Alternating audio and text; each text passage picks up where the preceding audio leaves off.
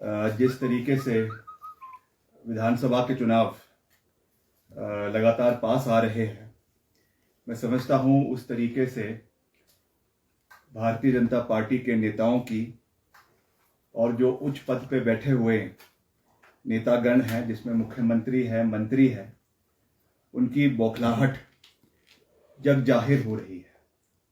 जिस तरीके से संवैधानिक पद पे बैठे हुए मुख्यमंत्री अपना आपा खो रहे हैं, अनशंट बयानबाजी कर रहे हैं, मैं समझता हूं कि वो हिमाचल प्रदेश के हित में और हिमाचल प्रदेश के लोगों के हित में बिल्कुल भी नहीं है।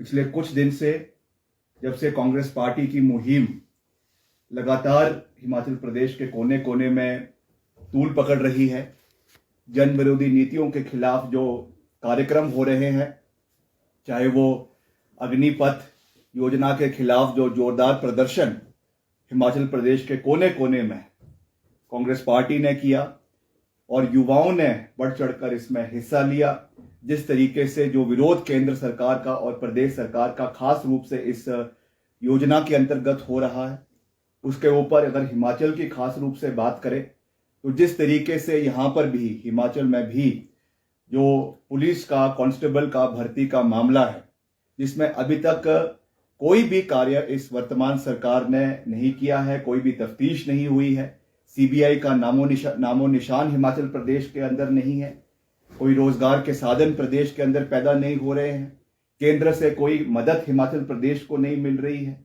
हमने तो पीछे भी कहा कि माननीय प्रधानमंत्री जी तो सच्चे हैं, जब मांगने वाला मांग ही नहीं रहा है तो देने वाला क्यों देगा। आज हिमाचल प्रदेश के जो ऋण की परिस्थिति है हम सबके सामने है, जग जाहिर है। 70,000 करोड़ का ऋण हिमाचल प्रदेश के ऊपर है। अभी पिछले कुछ दिनों में ही करीबन 500-600 करोड़ का ऋण और हिमाचल प्रदेश की सरकार ने लिया है। सरकार में सैलरी देने के लिए पैसे नहीं है, कॉर्पोरेशन बोर्ड्स के निगमों के जो आपके एम्प्लॉयज हैं उनको पैसा देने के लिए उनके पास पैसा नहीं है, और ऊपर से जो है फजूल खर्ची हिमाचल प्रदेश में लगातार सरकार द्वारा करवाई जा रही है। मैं समझता हूं कि इन सब नाकामियों को छिपाने के लिए एयरपोर्ट अभी तक बना नहीं है। जो ड्रीम प्रोजेक्ट मुख्यमंत्री जी का है उसकी अभी तक एक ईंट उसकी अभी तक हिमाचल प्रदेश के अंदर नहीं लगी है। आपके जो सबसे बड़ा जिसका प्रोपोगंडा पिछले चुनावों में किया गया कि 69 नेशनल हाईवे बनाएंगे, उन नेशनल हाईवे का अभी तक कोई लेखा जोखा प्रदेश के अंदर नहीं है। कितना पैसा उसमें आया, कितनी डीपीआरस बनी, कितना उसमें पैसा केंद्र सरकार की ओर से आया है, उसके बारे में कोई रिकॉर्ड विधानसभा के अंदर लगातार इन प्रश्नों को पूछने के बाद इसका कोई जो है वो जवाबदेही नहीं है। और सबसे बड़ी बात, जो एक ऐसी रोजगार स्कीम जो यूपीए सरकार ने शुरू करी थी, मनरेगा योजना, जिसका पहले तो भाजपा के नेता राष्ट्रीय स्तर पे भी और प्रदेश स्तर पे भी इस स्कीम को कोसने में कोई कसर नहीं छोड़ते थे, मगर जब से प्रधानमंत्री जी ने इसकी प्रशंसा, उनको बुरी बुरी प्रशंसा इस स्कीम की लोकसभा के अंदर करनी पड़ी, पार्लियामेंट के अंदर करनी पड़ी, तब से यहां पर भी इस स्कीम को बढ़ चढ़कर जो है चलाने की कोशिश करी जा रही है। मगर अभी भी इसका करीबन 250 से 300 करोड़ रुपए जो केंद्र से प्रदेश को आना था, अलग अलग ब्लॉक्स में जाना था, जो पेमेंट्स मनरेगा की होनी थी, वो अभी तक पेंडिंग है। हम भी अपने निर्वाचन क्षेत्रों में जाते हैं, लोगों से मिलते हैं, वहां पे हमें अवगत करा जाता है कि साहब ये कार्य तो हमने कर दिया है, कोई डंगे लग गए हैं, कोई उसमें आपके छोटे छोटे जो इरिगेशन की स्कीम्स है वो उसके अंदर जो है वो चली हुई है, कई इसमें आपके छोटे नाले बनाए जा रहे हैं, कई सीढ़ियां बनाई जा रही है, मगर पेमेंट अभी तक उसकी नहीं हुई है। जो दाम आपके सीमेंट के है, सरियों के है, वो आसमान छू रहे हैं। मैं समझता हूं कि उसको अपनी नाकामियों को छिपाने के लिए और लोगों का ध्यान इन मुद्दों से भटकाने के लिए मुख्यमंत्री जी की जो बयानबाजी आज अलग अलग मंचों के ऊपर हो रही है, ये बहुत दुर्भाग्यपूर्ण है। हमने पहले भी कहा कि हिमाचल प्रदेश की जो संस्कृति है, हिमाचल प्रदेश की जो सभ्यता है, रिच कल्चर्स है, ट्रेडिशंस है, इसमें इस तरीके की बयानबाजी एक ऐसे व्यक्ति को जो हिमाचल प्रदेश के हाईएस्ट कॉन्स्टिट्यूशनल पोस्ट के ऊपर बैठा हो, उसको इस तरीके की बयानबाजी जो है वो शोभा नहीं देती है। जिस तरीके से नेता प्रतिपक्ष के ऊपर माननीय मुकेश अग्निहोत्री जी के ऊपर जो उन्होंने टिप्पणी करी है, उनके परिवारों के ऊपर उनकी बेटी के ऊपर, उनकी बीवी के ऊपर जो टिक्का टिप्पणी करी है और ये कहा कि उनके टब्बर का हेलीकॉप्टर नहीं है या उनके परिवार का हेलीकॉप्टर नहीं है, ये बहुत दुर्भाग्यपूर्ण है। उनको अपने मुद्दों के ऊपर कार्य करना चाहिए। किन्नौर में जाकर इस तरीके की बयानबाजी कर रहे हैं कि किन्नौर के लोगों को भड़काने की कोशिश कर रहे हैं। ये भूल गए हैं कि अभी 3 महीने पहले ही किन्नौर के लोगों ने मुंहतोड़ जवाब इस सरकार को दिया। 5,500 की लीड कांग्रेस पार्टी को आपके किन्नौर जिले से, किन्नौर के इलाके से मंडी संसदीय क्षेत्र के तहत श्रीमती प्रतिभा सिंह को मिली है। इसलिए वहां के लोगों को जाकर, हमारे लोगों को जाकर इस तरीके से बहकाने की कोशिश ना करें। अच्छा होगा कि आपके जो कुछ समय अब सरकार के अंदर शेष रह गया है उसमें आप तथ्यों के ऊपर बात करें। क्या आपने कार्य हिमाचल प्रदेश के अंदर किए हैं उसके ऊपर कार्य करें, और ये ना सोचे कि मुकेश अग्निहोत्री अकेला है। उनके साथ पूरा कांग्रेस पार्टी खड़ी है, उनके साथ पूरा विधायक दल उनके साथ खड़ा है, और ईंट का जवाब जो है वो पत्थर से दिया जाएगा। और जिस तरीके से आपने अपने एक मंत्री को, जो बेलगाम मंत्री है, उनको आपने पिछले कल जो है प्रेस कॉन्फ्रेंस के लिए उतारा है, कम से कम एक ऐसे व्यक्ति को उतारते जिनका अपना जो गरीबां जो है वो साफ होता। एक ऐसा व्यक्ति, एक ऐसा मंत्री जो सरेआम मन से कहता है कि जो है रामस्वरूप क्या कांग्रेस का बाप था, ये शब्द उनके थे। ये शब्द राकेश पठानिया जी के थे, जो उन्होंने एक चुनावी जनसभा को संबोधित करते हुए ये कहा कि रामस्वरूप जी के जो मृत्यु के बारे में जो सीबीआई जांच मांगी जा रही है कांग्रेस द्वारा, क्या रामस्वरूप शर्मा जो है वो कांग्रेस पार्टी का बाप लगता था। ऐसी शब्दावली करने वाला मंत्री आज हमको नैतिकता का पाठ पढ़ा रहे हैं। इससे ज्यादा दुर्भाग्यपूर्ण बात क्या हो सकती है। और ये उनकी फ्रस्ट्रेशन है, माननीय मंत्री जी की फ्रस्ट्रेशन है।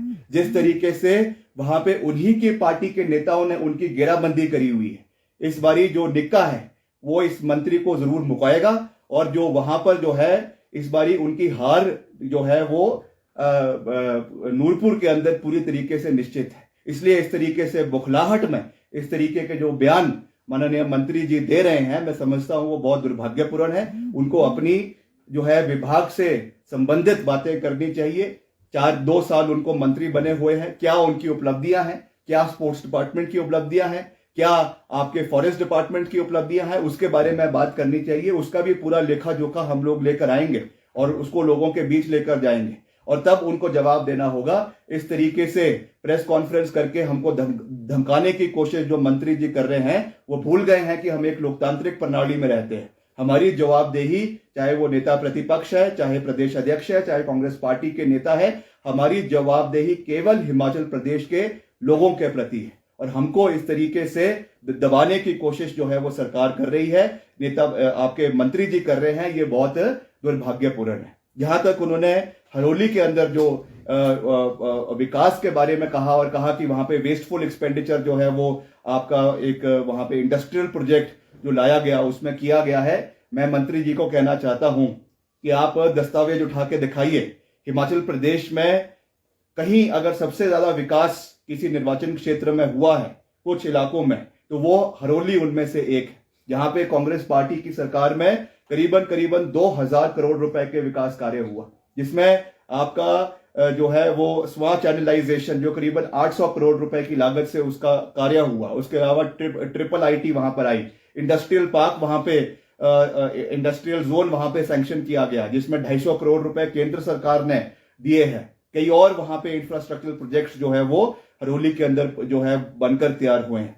इसलिए इस तरीके की टिप्पणी करना आपको शोभा नहीं देता है, और हरोली कोई पाकिस्तान का हिस्सा नहीं है, that is very much part of Himachal Pradesh. और अगर और आपकी जो बेल्ट्स पंजाब से लगती हुई है, चाहे वो ऊना है, चाहे वो काला अम्ब है, चाहे वो आपका और इलाके हैं संतोगढ़ है, अगर वहां पे इंडस्ट्रियलाइजेशन हो सकती है तो हरोली के अंदर इंडस्ट्रियलाइजेशन क्यों नहीं हो सकती है। इस तरीके की जो क्षेत्रवाद की सोच आपकी है, इसी क्षेत्रवाद की सोच को हम मिटाने की कोशिश कर रहे हैं। मगर आपके सरकार के मुखिया और आप सब मंत्री लोग सारे के सारे जो है क्षेत्रवाद के अंदर फंसे हुए हैं। आपकी मानसिकता केवल एक कुएं की मेंढक के बराबर जो है कुएं की मेंढक की तरह है, उससे बड़ी ना आपकी सोच है।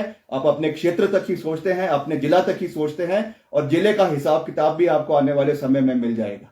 जो कार्य जिला कांगड़ा में वीरभद्र सिंह सरकार ने किए, चाहे वो विधानसभा बनाने का कार्य था, चाहे वो सेकंड राजधानी बनाने का कार्य था, आज आप जिला कांगड़ा के हितों की रक्षा तक नहीं कर पाए। आज वहां से आईपीएच का डिवीजन उठा के जो है वो धर्मपुर के अंदर ले गया गया। आज वहां से हॉर्टिकल्चर का जो प्रोजेक्ट का पैसा है वो कांगड़ा से शिफ्ट कर कर जो है मंडी को ले जाया जा रहा है।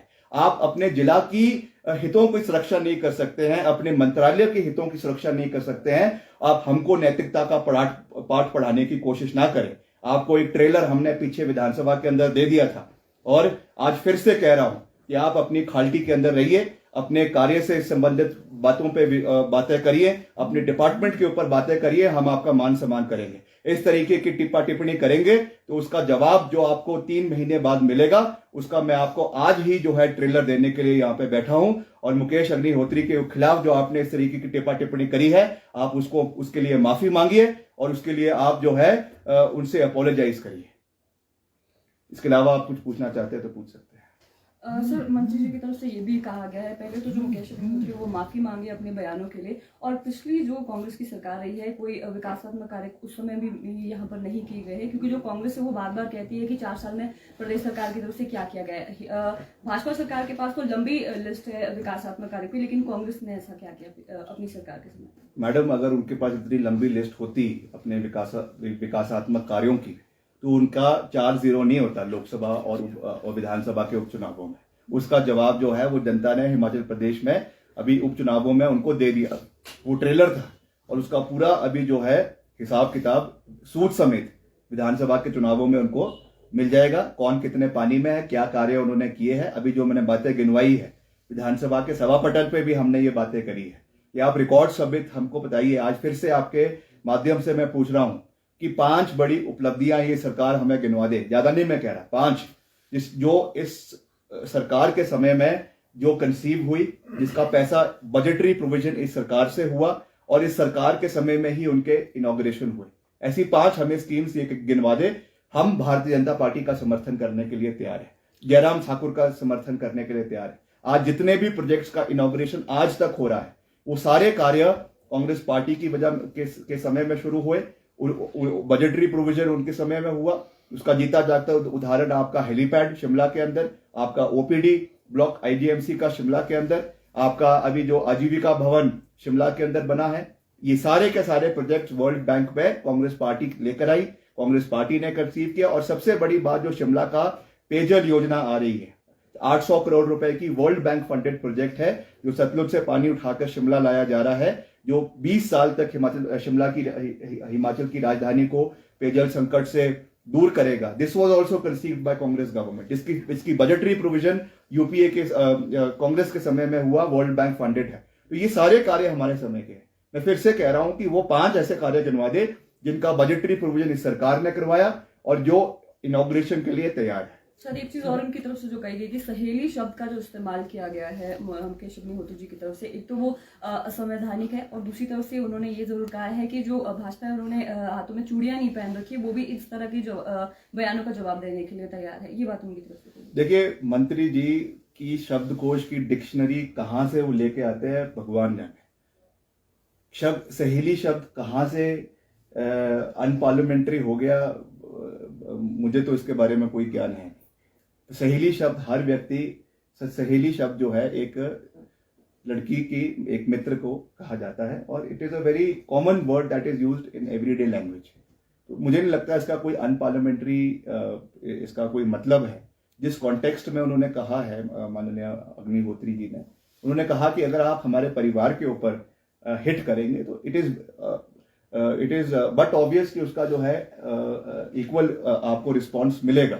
मगर मैं समझता हूं कि जहां तक ये शब्द है ये बिल्कुल भी अनपार्लियामेंट्री नहीं है। और अनपार्लियामेंट्री वैसे भी विधानसभा की कार्यप्रणाली के अंदर अनपार्लियामेंट्री और पार्लियामेंट्री शब्द होता है, बाहर तो इसका कोई औचित्य वैसे भी नहीं है। तो ये केवल जो है ध्यान भटकाने की कोशिश की जा रही है। और जैसा मैंने कहा कि ऐसा व्यक्ति जो कांग्रेस को जो है वो ये कहता है कि क्या आप रामस्वरूप जी के आपका बाप लगता है, ऐसी शब्दावली जो कहता है वो हमको नैतिकता का पाठ पढ़ा रहा है। This is very unfortunate. Sir, आप नेता भी काफी समय से जो है हिमाचल का दौरा कर रहे हैं, काफी जनसभाएं कर रहे हैं, क्या लगता है आपको, क्या कहीं डैमेज तो नहीं करेगी आने वाले चुनावों में कांग्रेस को खासकर? देखिए, आप सरकार जो है वो एक हंसी का पात्र केवल हिमाचल में ही नहीं मगर पंजाब के अंदर बन चुका है।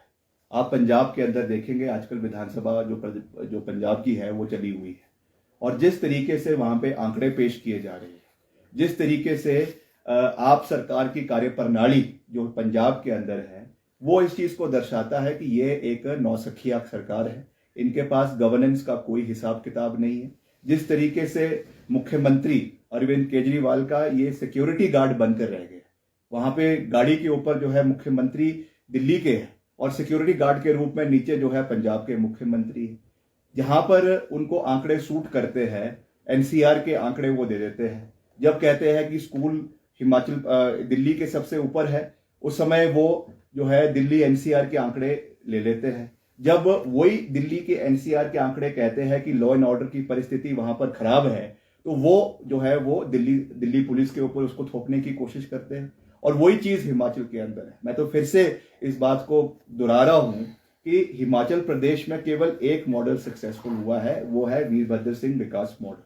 आज हिमाचल प्रदेश के कोने कोने में, आप चाहे शिलाई का इलाका ले लें, आप चाहे पांगी भरमौर का इलाका ले लें, आप चाहे किन्नौर का इलाका ले लें, आज वहां पर मॉडल स्कूल्स, वहां पे वर्ल्ड क्लास इंफ्रास्ट्रक्चर के डिग्री कॉलेजेस वहां पर बनकर तैयार है, जिसमें क्वालिटी एजुकेशन वहां पे प्रोवाइड करवाई जा रही है। मैं तो माननीय अरविंद केजरीवाल जी को और उनके मंत्रियों को आमंत्रित करूंगा कि वो इन ट्राइबल एरियाज में जाएं और वहां के स्कूलों की हालत को देखें और उनकी क्या उसमें कार्य हो रहा है उस चीज को देखें। ये अलग बात है कि उसमें आज की शिक्षा प्रणाली में जो गिरावट आई है, because the present government has not been able to fulfil the kind of needs in that area, चाहे वो आपका हेल्थ स्टाफ है, चाहे आपका एजुकेशनल स्टाफ है, चाहे टीचिंग स्टाफ है, चाहे नॉन टीचिंग स्टाफ है। आज उनकी कमी की वजह से उनका स्टैंडर्ड गिरता जा रहा है, मगर as far as the infrastructure is there, वो बनकर तैयार हुआ है प्रदेश के कोने कोने में, और वो आप सरकार को आके देखना चाहिए। आज जिस तरीके से वो कभी हमीरपुर में आ रहे हैं, कभी कुल्लू में आ रहे हैं और वहां पे इस तरीके का संवाद करने की कोशिश कर रहे हैं, ये केवल जनता को भ्रमित कर रहे हैं। और अपनी लॉ एंड ऑर्डर की जो हाल इनके पंजाब के अंदर है, हिमाचल की जनता ने ये मन बना लिया है कि हमको ऐसी नौसखिया सरकार, ऐसे नौसखिया जो है नेता हिमाचल के अंदर नहीं चाहिए। और हिमाचल में जो विकल्प है वो केवल और केवल कांग्रेस पार्टी के रूप में है। और जनता ने ये मन बना लिया है कि 2022 के जो चुनाव इस साल के अंत में होने हैं, उसमें पूर्ण बहुमत के साथ कांग्रेस पार्टी की सरकार हिमाचल प्रदेश के अंदर बनने जा रही है। विक्रमादित्य जी, आप रात को एक पोस्ट कर रहे थे, संस्कार यह शब्द राजनीति से विलुप्त होता जा रहा है। अभी आप पत्रकार वार्ता में कुछ शब्द प्रयोग कर रहे थे, रणबीर निक्का मुकाएगा, बेलगाम मंत्री, खल्टी में रहना चाहिए। आप इन शब्दों को संस्कार की परिभाषा में देखते हैं? देखिए, ऐसा है, मैंने ये कहा कि वो जो निक्का जी है वो उनकी राजनीति को खत्म करेंगे। इसमें कोई अनपार्लियामेंट्री या इसमें कोई इंडिसेंट लैंग्वेज का मैंने यूज नहीं किया। और मैंने ये कहा है कि जो व्यक्ति हमको नैतिकता का पाठ पढ़ाने की कोशिश कर रहा है, पहले आप उनके गिरबां पे झांक के देखिए, उन्होंने क्या बयानबाजी पास्ट में करी है, चाहे वो विधानसभा के अंदर है, चाहे विधानसभा के बाहर है। और मैंने ये कहा कि एज अ होल, मैं केवल भाजपा की बात नहीं कर रहा हूं, मगर एज अ होल जितने भी इस तरीके के अटरेंसेस होते हैं, उससे हमको बचकर रहना चाहिए। और हिमाचल प्रदेश की जो सभ्यता है, संस्कृति है, उसको बचाकर रखना हम सबका दायित्व बनता है। विक्रमादित्य सिंह जी, जिस तरह से महिलाओं पर सवाल उठ रहे हैं कि महिलाओं को हेलीकॉप्टर में घुमाया गया, और तो वन मंत्री राकेश पठानिया की तरफ से ये भी तर्क आया कि आप जरा सबूत तो बताइए कि कौन सी महिलाओं को बिठाया गया, क्योंकि तथ्यों के साथ बात होगी, तब उन्होंने कहा कि तब ठीक लगे।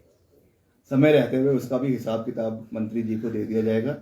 मैं निक्का जी से निवेदन करूंगा कि इसका पूरा हिसाब किताब जो है वो जल्दी राकेश पठानिया जी को सूद समेत विद इंटरेस्ट और विद सबूत उनको पेश किया जाए, और जल्द वो पेश किया जाएगा। कांग्रेस इस विषय में श्वेत पत्र सरकार से क्या मांग कर रही है कि सरकार इस विषय में जिस तरह से मुख्यमंत्री ने हेलीकॉप्टर में महिलाओं को घुमाया, इस तरह नहीं, इसमें तो चलो क्या श्वेत पत्र है, ये तो बयानबाजी है, पर इसका पूरा हिसाब किताब जो है वो जनता के बीच में। क्या माना जाए कि बिना तथ्यों के कांग्रेस बात कर रही है?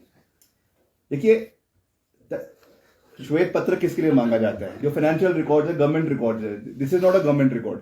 ये तो एक बात की गई है जो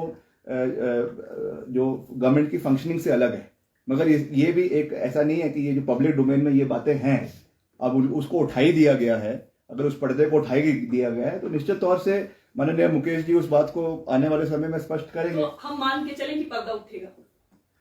अब कहा है तो पर्दा उठेगा, क्यों नहीं उठेगा, बिल्कुल उठेगा।